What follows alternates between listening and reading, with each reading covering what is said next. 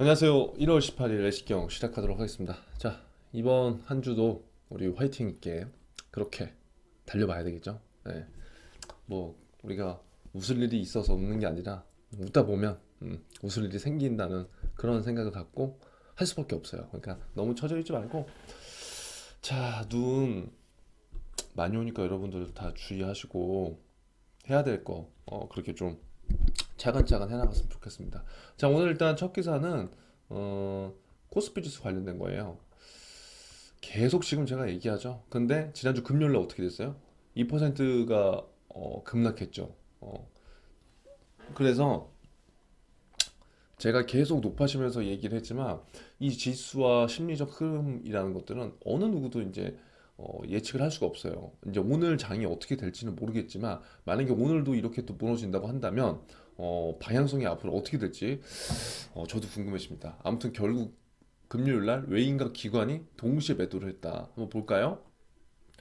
코스피 지수가 주말을 앞두고 외국인과 기관의 동반 매도. 그러니까 결국 계속 올라서 외국인은 계속 거의 던지고 있는 상황이었고 기관들은 던질 때도 있었고 살 때도 있었고 했었는데 동반 매도로 3,100선이 무너졌다. 그러니까 3,100이 여러분 지금 많이 올라간 건가요? 아니면 별로 안 오르는 건가요? 그러니까 처음 만약에 오늘 그 매식경을 접한 학생들은 이것도 감이 없으면 이것부터 다시 봐야 된다는 거죠. 그래서 3,100이 우리나라 코스피에서 상징하는 것들이 어느 정도 기준인가?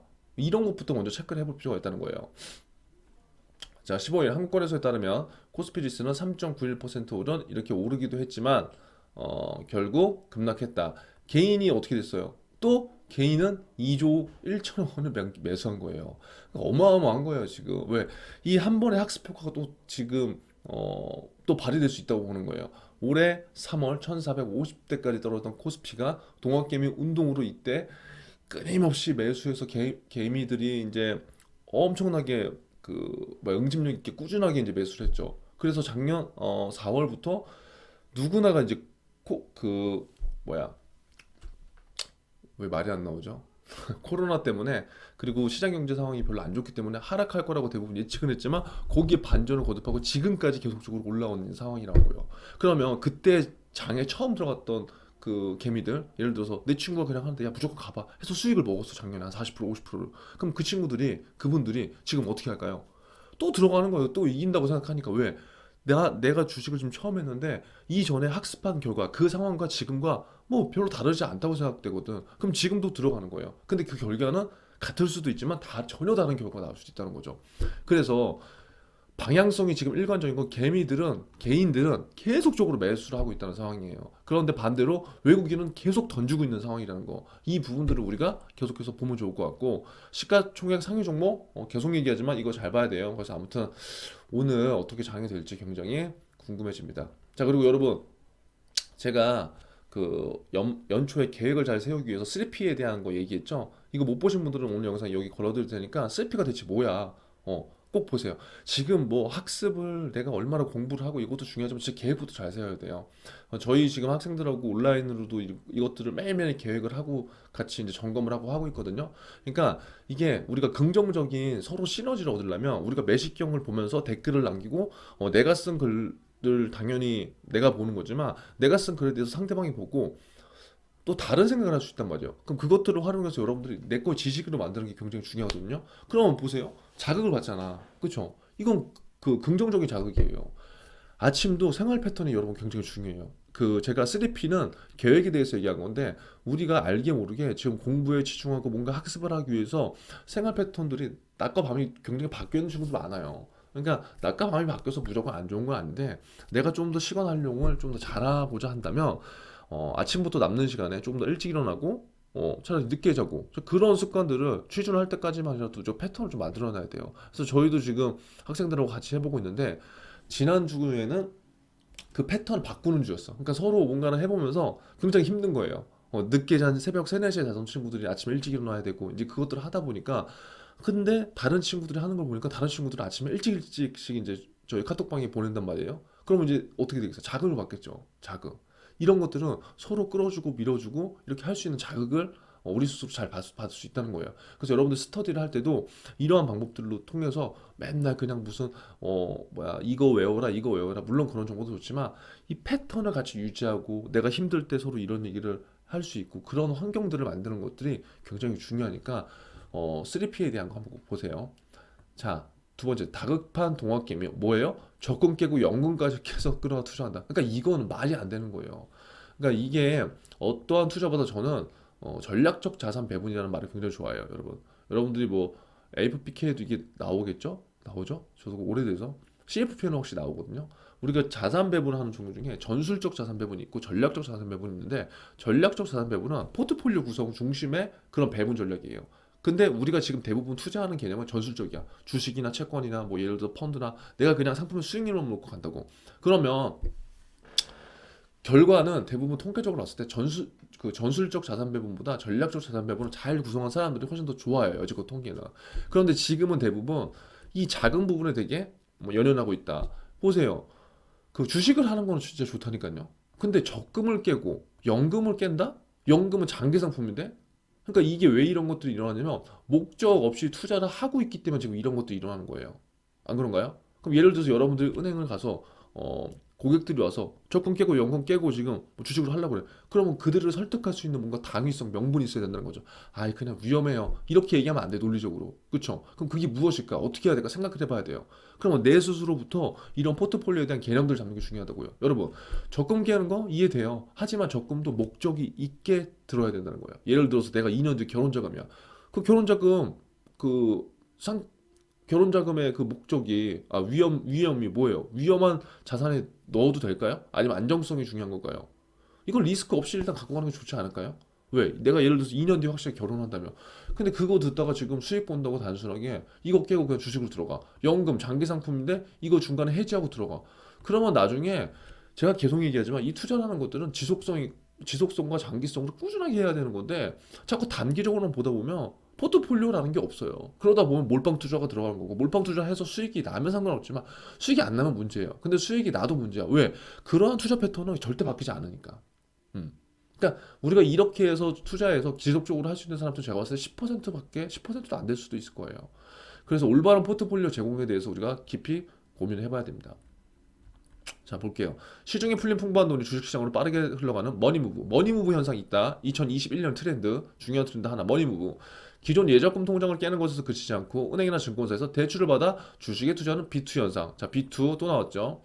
이에 따라 금융당국은 향후 주가가 급락할 경우 빚을 갚지 못하는 실용대출발 가계의 부실을 걱정하고 있다. 제가 우려하는 게 이거란 말이에요. 돈이 있는 사람들 상관없어. 돈이 없는 사람들 이렇게 하면 작살 나는 거예요. 제가 좀 세게 얘기하지만. 자, 17일 금융권에 따르면 5대 시중은행의 정기예금 뭉칫돈이죠. 뭉칫돈의 총 잔액은 630조예요. 이는 작년 10월 말보다 얼마 줄어들었어요? 한 10조 원 줄어든 거예요. 그러니까 작년 대비해서 올해 한 10조가 줄어든 거다. 근데 이 기간을 기준으로 삼은 이유가 뭐냐? 주가 지수의 코스피가 작년 10월 30일 이후 줄곧 치솟아서 이달 11월 달에 3,266. 그러니까 불과 두 달 보름 만에 1000포인트가 가까이 뛴 현상을 두고 전문가들은 어떻게 됐어요? 예금을 깨고 주식 투자에 나섰다 보고 있다. 그러니까 결국 예금이 한 두 달 동안에 지금 한 10조가 줄었어. 그럼 10조가 줄었는데 그 자금이 그냥 간 거냐? 그게 아니라 불과 코스피가 두 달 만에 1000포인트가 뛰니까 이제 심리적으로 사람들이 막 동요하는 거예요. 막 유튜브에서는 막 이거 지금 아니면 안 된다. 또 잡아야 된다. 내 옆에 앉은 동기나 친구들, 직장 선배들이 야 지금 아니면 너 이제 놓쳐. 그러니까 불안한 거야. 그러니까 예적금 다 깨버리고 주식 투자 들어간 거라고. 근데 금융당국에서 보기엔 이런 상황이 불안할 수밖에 없는 거죠. 안 그래요? 왜? 정상적인 본인 돈으로 하면 상관없지만 부채가 낀 사람들은 리스크가 엄청나게 크다고요. 자, 같은 기간 정기 적금은 늘었대요. 다만 작년 12월 이후로는 빠르게 줄어드는 추세다. 언제라도 뺄 수 있어서 단기 자금 성격의 돈이 머무는 요구불 예금 전액은 더 빠르게 했다. 이런 것들은 뭐예요? 요구불 예금 같은 경우에는 유동성이 언제든지 내가 왔다 갔다 하도록 목적을 한 거기 때문에 이런 것들의 추이를 잘 보는 게 중요한 거예요. 최근에는 고액 자산가들도 은행에서 주식시장으로 뭉칫돈 옮겨 적극적으로 투자하고 있다는 분석도 나온다. 한 시중은행 PB는 올 들어 고액 자산가들이 정기 예금에서 해지된 자금, 요금을 예금에 뒀던 여유 자금 등을 주식으로 옮기고 있다. 우리는 이런 것들을 하면서 머니 무브 현상이 일어나고 있구나. 어디에서 어디로? 지금 안전한 자산에서 리스크를 감수하더라도 수익 내는 그런 주식시장으로 들어간다고 보면 되는 거죠. 이해됐죠? 자, 그래서 한번 쭉 보시고요. 여기 보세요. 음, 얼마나 위험한 거냐면 보세요. 최근에 연금 계좌에서 주식 직접 선택을 선택하는 이른바 연끌. 그러니까 이런 신조어들을 만드는 기사분들 대단한 거야. 연끌. 이것도 만들었어. 진짜. 연금 끌어오기. 그러니까 이거 멍청한 짓이야. 내가 지금 좀 좀 이게 그러니까 이런 게 굉장히 어이가 없는 거예요. 여러분, 연금은요. 대부분 장기 투자 개념이라고요. 우리가 연금 상품을 가입할 때 3년 4년 보고 가입하는 사람이 어디 있어요? 내 노후를 위해서 대부분 가입하는 거죠. 근데 그것들을 깬다? 그러면 여지껏 내가 부어놓은 건 뭐가 돼요? 안 그래요? 다 사업비로 다 나가는 건데. 그러니까 포트폴리오를 구성하게 된다면 연금은 연금대로 들어가는 거고요. 주식은 주식대로 하는 거예요. 근데 그걸 왜 자꾸 몰빵하냐고 지금. 목적이 다른데. 이건 잘못된 거예요. 자, 뭐 이렇게 6개 증권사의 ETF 잔액이 급증했다. ETF 잔액이 뭐 이렇게 커졌다. 연금만이 아니다. 증시 대기 자금이 이만큼 지금 높게 있다는 거예요. 그래서 이러한 기사들 읽어보면서 정말 지금 심각한 상황이구나. 나는 진짜 내가 직접 투자를 하거나 뭐 간접 투자를 하거나 아니면 은행권에 가거나 증권사를 가거나 간에 고객들한테 투자 패턴이나 이런 것들을 한번 목적이나 이런 것들을 포트폴리오 의거해서 한번 제시해 줄 필요가 있겠네. 이런 것들을 한번 생각해 보면 좋고, 일반 기업에 취업하는 분들은 몰빵 투자하면 절대 안 돼요. 하지 마세요. 이건 잘못된 거야. 저도 예전에 몰빵 투자 엄청 많이 했어요. 근데 안 돼. 목적이 없어. 그냥 수익 나면 좋은 거야. 근데 그 수익이 그냥 사이버 머니가 돼요. 그 순간, 아무튼 헤어나올 수 없는 길에 빠져드는 겁니다. 자, 여러분들 이런 것도 보세요. 각 은행별로 추천하는 펀드들이 있어요. 그러니까 각 은행들이 추천하는 상품들이 있어. 그런 것도 눈여겨서 보고 이 상품이 뭔가 이런 것들 알아봐야 돼요. 저는 금융권에 예를 들어서 관심이 있다. 그리고 재테크를 좋아한다. 이런 사람들은 금융 상품만 보더라도 뭔가 재밌어야 되거든요. 그리고 그것들을 내가 찾아봐야 되고 그게 동기부여예요. 그게 내가 은행권, 금융권에 가야 되는 이유고 이해되죠? 근데 그게 내가 이런 것들을 보는 게 좋아해. 근데 내가 전공 관련 학과가 아니라고 해서 이런 것들을 보는 게 잘못됐나요? 아니죠. 지원 동기 쓰면 안 되나요? 왜 안 돼? 쓰면 되지. 그래서 여기 있는데 각 은행별로 그러니까 추천 펀드가 있어요. 펀드도 종류가 엄청나게 많고 신탁도 많고 반가주식도 많고 엄청 많아요. 각 은행별로 미는 상품도 있단 말이에요. 너무나 상품이 많기 때문에. 근데 이런 것들을 보면서 여러분들 현장 방문하면서 가서 한 번씩 체크해 보는 거예요. 여기 수익률 어떻게 났나? 은행원들은 설명을 어떻게 해주나? 그러면 내가 들어갔을 때 국내 주식형의 수익이 좋은 걸까? 국내 혼합형이 좋은 걸까? 이런 것들 하나씩 검증해 보는 거죠. 그럼 이러한 상품들을 이게 SC 제인은행에서 판매하지만 우리은행에도 판매되는 상품도 똑같이 있을 거라고. 그럼 뭐가 차이가 나나? 궁금하지 않나요? 이런 궁금성을 키워야 돼요. 그래서 펀드나 이런 것들이 어려우면 뭐예요? 이런 것들을 내가 추천 펀드, 그 은행에서 지금 현재 추천하고 있는 추천 펀드나 추천 상품들 한번 보고 그것들을 한번 가서 설명을 들어보고 또 뭐야? 그것들을 내가 찾아보고 공부해 보면서 재미를 느끼고 내가 만약에 취업을 해서 내가 재테크를 하게 된다면 나는 어디 은행에 어떤 펀드를 넣어볼까? 그러한 생각을 갖고 여러분들이 공부를 하는 게 가장 베스트예요. 가장 베스트. 이 추천 펀드가 다 수익 나는 거 아니거든요, 여러분. 다 수익 안 나요. 그래서 관련된 내용들 요거 한번 보시라고 제가 그냥 넣어놓은 거예요. 자, 마지막으로 이건 뭐냐면 왜 갖고 왔냐면 진옥동 신한행장의 디지털 기신원. 디지털 기신원. 그러니까 이런 걸 보면서 은행이 추진하고 있는 방향성을 알아야 돼요. 진옥동 행장은 신한은행 행장님이죠. 그러면 이분이 얘기하시는 말이 곧 영업 전략이 될 수도 있다는 거고 이러한 이슈들을 알아서 여러분들이 나중에 면접 때 활용을 하면 베스트가 될 수 있다는 거예요. 베스트. 뭐냐? 진옥동 신한은행장은 독서광이다. 가끔 자신이 읽은 책을 추천하기도 한다. 책에서 아이디어를 얻고 이를 다시 책을 통해 조직에 공유하는 이른바 진옥동식 독서 경영이다. 그러면 여러분 취미로 독서에 대한 것들을 그러니까 어거지로 만들으라는 게 아니야. 내가 진짜 독서야. 그 취미가 독서야. 근데 그것들은 본인의 장점이 뭔가요라고 얘기했을 때 저는 항상 긍정적인 성향을 갖고 있습니다라고 얘기하는 것도 물론 좋지만 저는 저의 장점은 어떠한 정보를 제가 알게 됐을 때 그것들을 다른 사람들과 주로 나눠서 그분 주변인들이 그것을 보고 도움을 느낄 때 제가 가장 만족을 느낍니다. 이게 내 장점이 될 수도 있잖아요. 그 한 예로 저는 특히나 그러한 공유를 독서를 토대로 해서 많이 하는데요. 특히나 요즘에는 어떠한 책을 읽고 있는데 이러한 책들을 제 스스로 이렇게 정리하고 공유함으로써 많은 사람들과 공감대 형성은 물론 그것들을 토대로 한 지식적인 측면, 뭐 어떤 측면들이 뭐 이렇게 많이 늘어나고 있습니다. 뭐 내가 얘기를 이렇게 했어. 그럼 내가 어떠한 의도로 내가 신한은행 가서 면접을 봐서 지금 얘기한 거냐면 신옥동 행장님이 독서 경영을 한다는 거 알고 있는 거야. 근데 독서 책만 읽는 게 아니라 그것을 여기 조직에 공유한다고 했잖아. 그럼 제가 지금 아우 목 아파.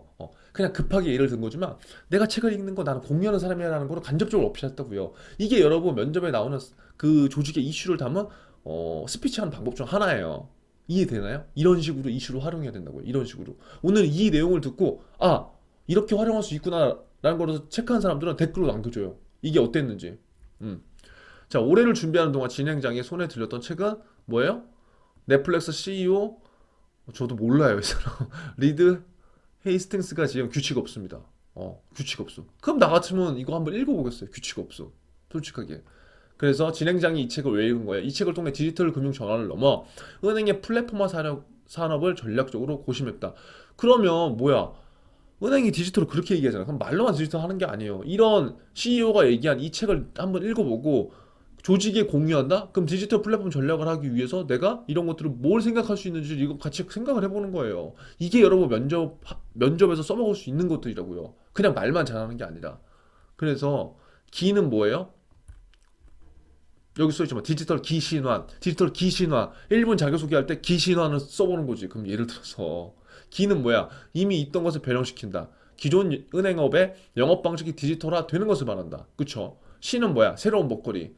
과거 은행이 관심을 두지 않았던 분야에서 수익 모델 찾겠다. 화는 뭐야? 바꾸는 거. 본질적으로 은행의 체질을 혁신적으로 일하는 바꾸는 방식. 그럼 예를 들어서 저 같으면은 제가 기신환으로 자기소개를 한다.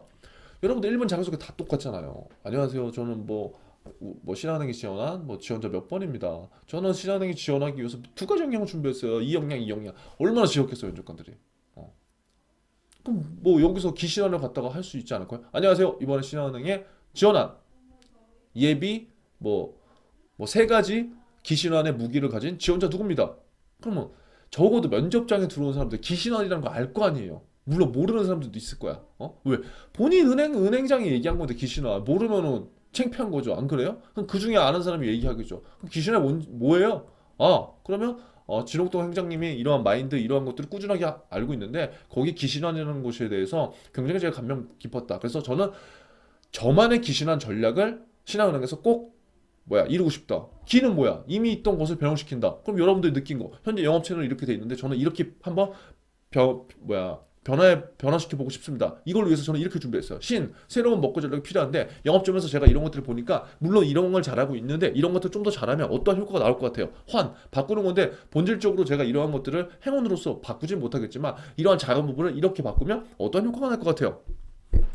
제가 지금 말이 래퍼처럼 빨라졌죠. 시간이 지금 15분이 훨씬 지나서. 그래서 이러한 것들을 여러분 머릿속에 넣는 거예요. 일반 기업도 똑같아요. 이러한 이슈들을 활용해서 내가 어떻게 활용할 것인가 그게 가장 중요한 거라고요. 무슨 말씀인지 아시겠죠? 아무쪼록 오늘은 제가 약간 다른 포인트에서 이렇게 짚어드렸는데 앞으로 이렇게 조금 해드리려고요. 왜냐면 감을 아직도 못 잡은 친구들이 있거든. 지금 기사를 갖고 제가 지금 마지막 기사 같은 경우에는 어떻게 했어요? 그 은행에 적용시켜서 면접 연습하는 방법까지 제가 지금 알려드렸잖아요. 이렇게 하는 거야 이렇게. 그냥 기사만 읽고 끝낸다. 지식만 내가 머릿속에 집어넣는다. 그거는 정말 매식경을 활용하는 그 한 2단계. 매식경 단계가 5단계가 있다. 그럼 처음에 신문을 안 읽던 사람도 신문을 읽는 단계가 1단계, 2단계, 30일 읽는 사람은 2단계, 3단계 뭐야? 30일 동안 해보니까 기사가 겹쳐. 괜찮은데? 내 생각이 조금 나와. 그게 3단계예요. 그러니까 여러분들이 현재 단계를 표시해야 된다고. 4단계. 여기에서 내가 이 신문들을 보고 내가 하루에 5분 정도 스피치를 할 수 있는 역량을 가진 게 4단계. 5단계. 이런 신문을 보고 스피치를 할 수 있는데 거기에 대해서 그 은행의 이슈, 그 기업의 이슈를 끄집어내서 말할 수 있는 단계가 5단계.